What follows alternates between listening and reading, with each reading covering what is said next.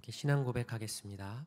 전능하사 천지를 만드신 하나님 아버지를 내가 믿사오며 그 외아들 우리 주 예수 그리스도를 믿사오니 이는 성령으로 잉태하사 동정녀 마리아에게 나시고 본디오 빌라도에게 고난을 받으사 십자가에 못 박혀 죽으시고 장사한 지 사흘 만에 죽은 자 가운데서 다시 살아나시며 하늘에 오르사 전능하신 하나님 우편에 앉아 계시다가 저리로서 산자와 죽은 자를 심판하러 오시리라.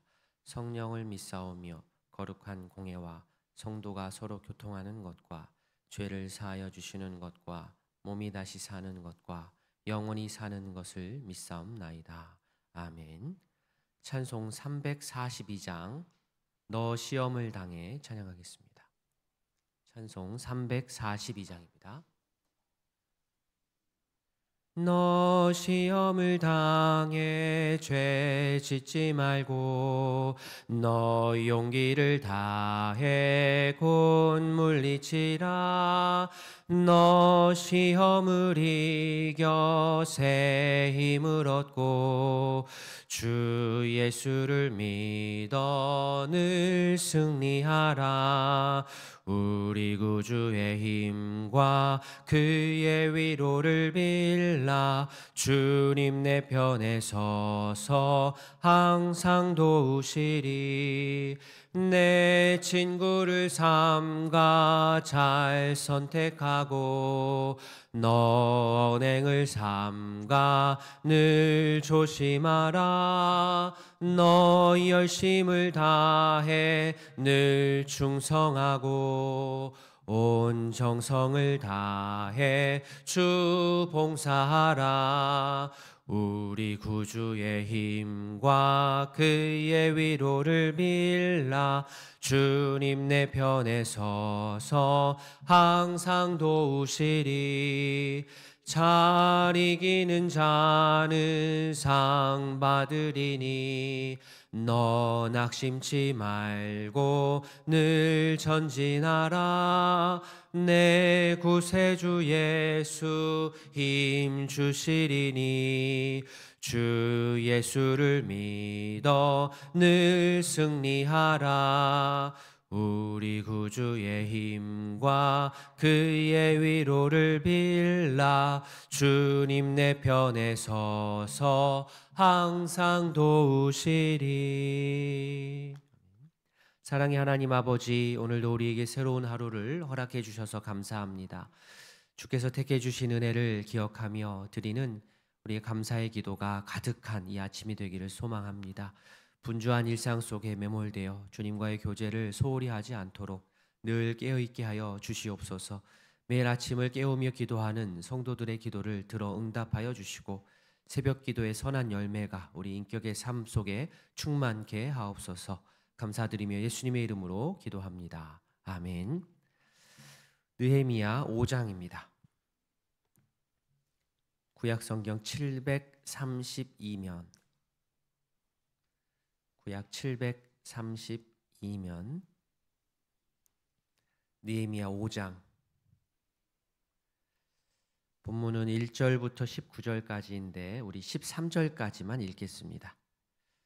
느헤미야 5장 1절부터 13절까지 한 절씩 교독하겠습니다. 그때 백성들이 그들의 아내와 함께 크게 부르짖어 그들의 형제인 유다 사람들을 원망하는데 어떤 사람들은 말하기를 우리와 우리 자녀가 많으니 양식을 얻어 먹고 살아야 하겠다 하고 어떤 사람은 말하기를 우리가 밭과 포도원과 집이라도 저당 잡히고 이 흉년에 곡식을 얻자 하고 어떤 사람은 말하기를 우리는 밭과 포도원으로 돈을 빚내서 왕에게 세금을 바쳤도다.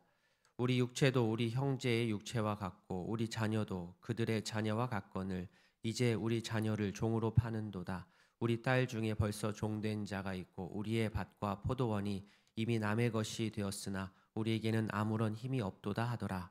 내가 백성의 부르짖음과 이런 말을 듣고 크게 노하였으나 깊이 생각하고 귀족들과 민장들을 꾸짖어 그들에게 이르기를 너희가 각기 형제에게 높은 이자를 취하는도다 하고 대회를 열고 그들을 쳐서 우리는 이방인의 손에 팔린 우리 형제 유다 사람들을 우리의 힘을 다하여 도로 찾았거늘 너희는 너희 형제를 팔고자 하느냐 더구나 우리의 손에 팔게 하겠느냐 하며 그들이 잠잠하여 말이 없기로 내가 또 이르기를 너희의 소행이 좋지 못하도다. 우리의 대적 이방 사람의 비방을 생각하고 우리 하나님을 경외하는 가운데 행할 것이 아니냐.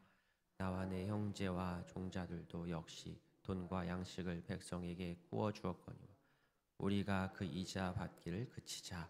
그런즉 너희는 그들에게 오늘이라도 그들의 밭과 포도원과 감람원과 집이며 너희가 구워준 돈이나 양식이나 새 포도주나 기름의 100분의 1을 돌려보내라 하였더니 그들이 말하기를 우리가 당신의 말씀대로 행하여 돌려보내고 그들에게서 아무것도 요구하지 아니하리이다 하기로 내가 제사장들을 불러 그들에게 그 말대로 행하겠다고 맹세하게 하고 같이 봅니다.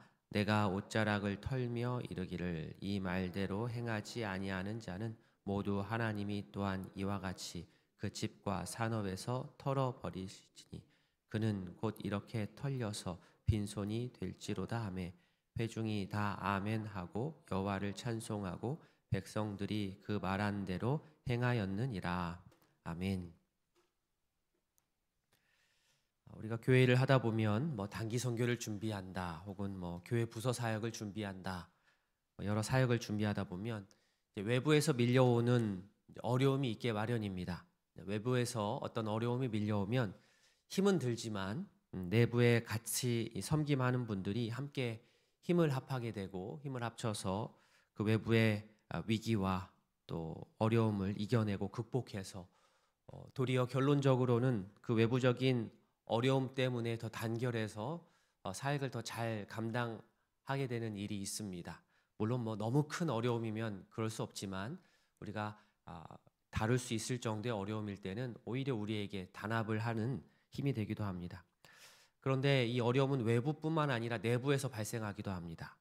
내부에서 어려움이 밀려오면 어떻게 됩니까?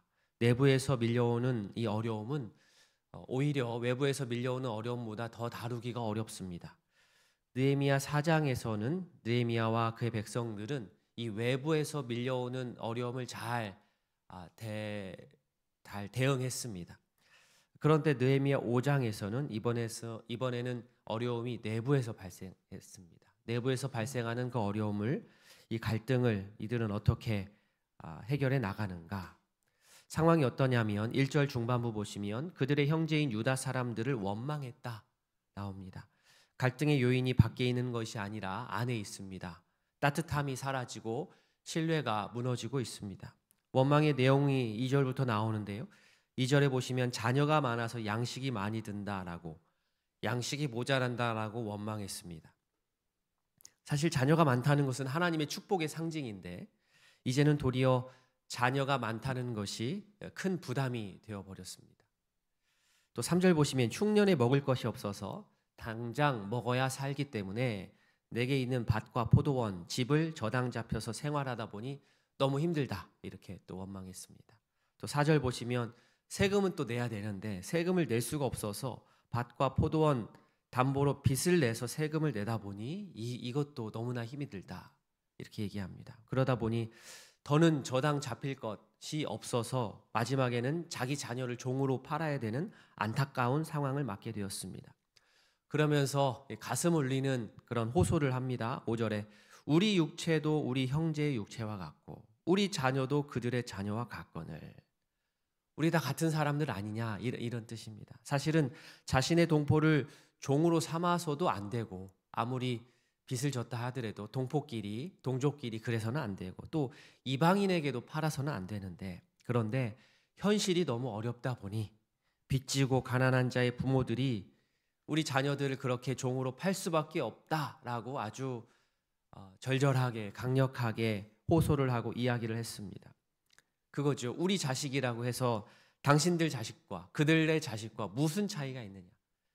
내가 힘든 건 어떻게 해보겠지만 우리 자녀들이 그냥 내 자녀인 것만으로 해서 이런 차별을 받고 어려움을 겪는다는 것 너무 힘든 일입니다.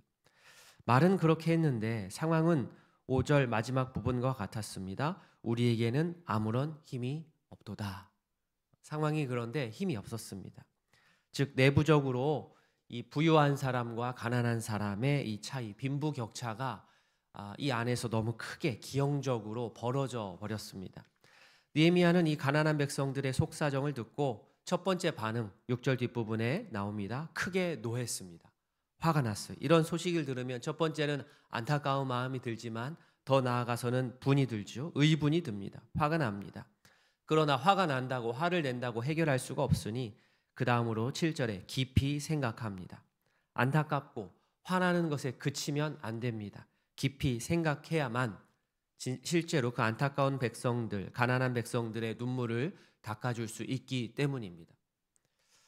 결국 느헤미야는 깊이 생각한 후에 귀족들과 또 민장들을 불러서 꾸짖고 타일렀습니다.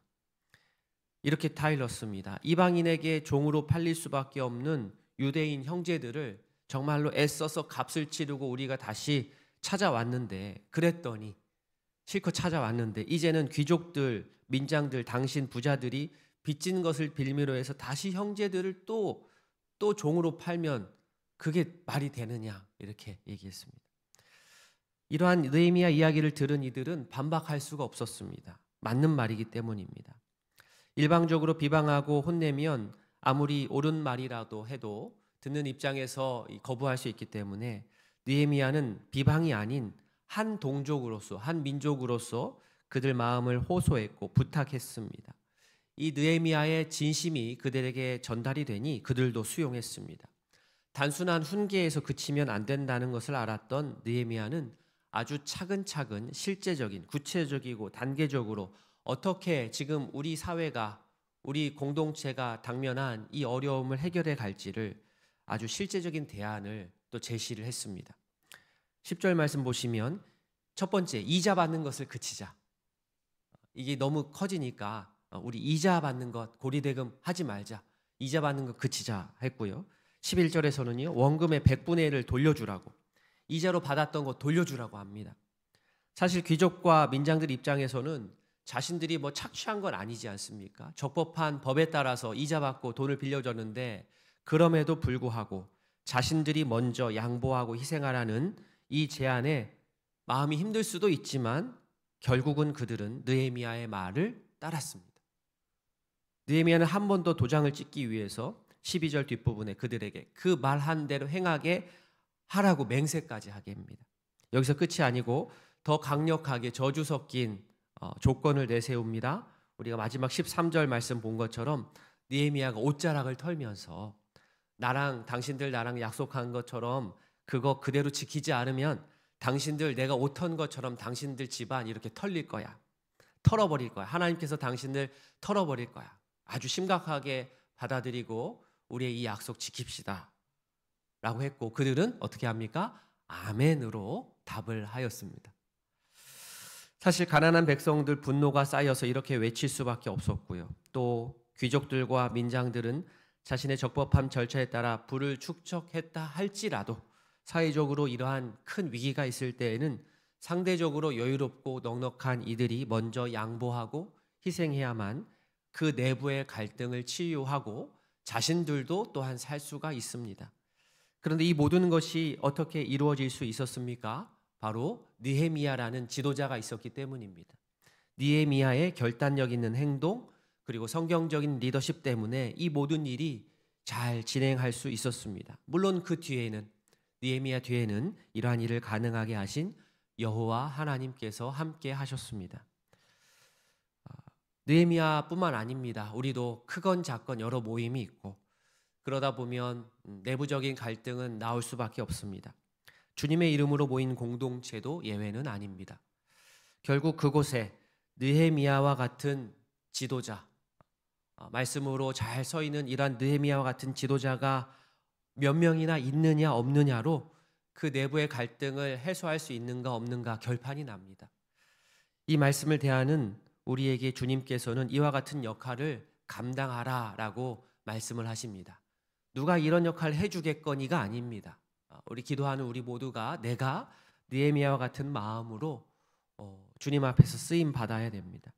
이러한 리더십은 기도 한번 세게 했다고 해서 되는 것이 아니라 말씀과 기도가 우리의 인격을 통해서 드러나고 친밀한 교제 가운데, 하나님과의 친밀한 교제 가운데 풍성하게 쌓이고 쌓일 때 자연스럽게 나타날 것입니다.